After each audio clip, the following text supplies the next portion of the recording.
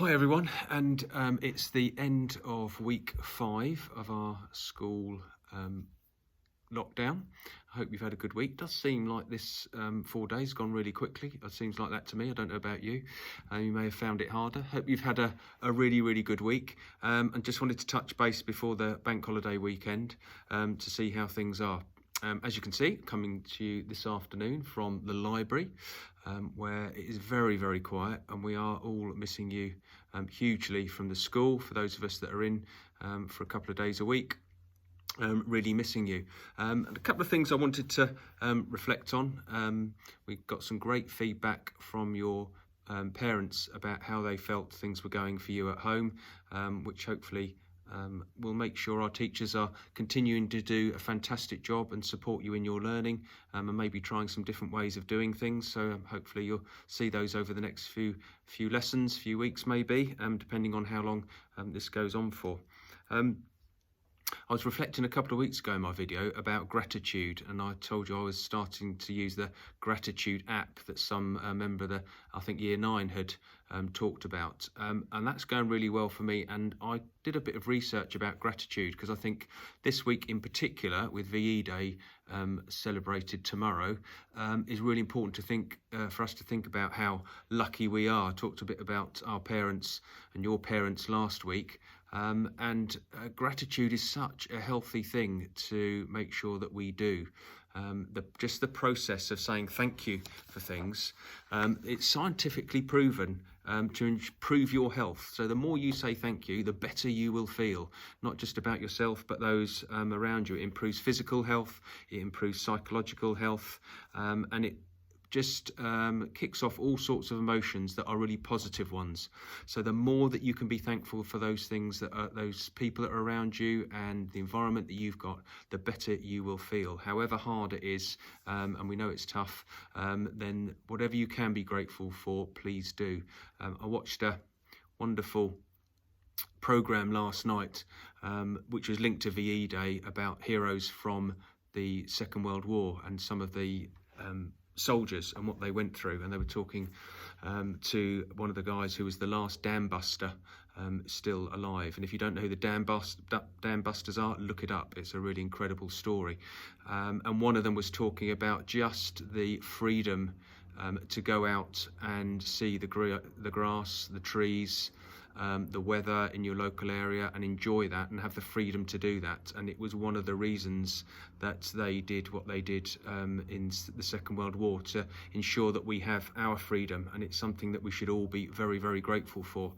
And hopefully tomorrow you will spend a bit of time marking that and looking at that. Maybe in your local area there might be a virtual street party, or a few of you will be sitting out on your grass verges having a chat about marking VE Day. So Victory in Europe Day was a really important day. It marked the end really of the Second World War. It marked the end of the surrender of Nazi Germany, and the start of a new beginning, and the start of a new world where people had freedom and were assured of their freedom. It was one of the reasons the soldiers fought so passionately for our freedom, was to make sure that we had that for our futures. And we now enjoy that freedom in our lives, even though we may not know the people who fought for our freedom back in World War II. We still enjoy that freedom, and I think that's a really important thing to be grateful for.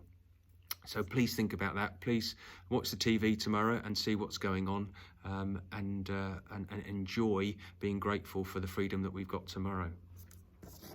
Some feedback from our PPE project. So I think we've made and delivered about 3,000 visors at the moment, and also lots of scrubs. I think probably about 50 or 60 pairs of scrubs have been delivered to the Royal Surrey County Hospital.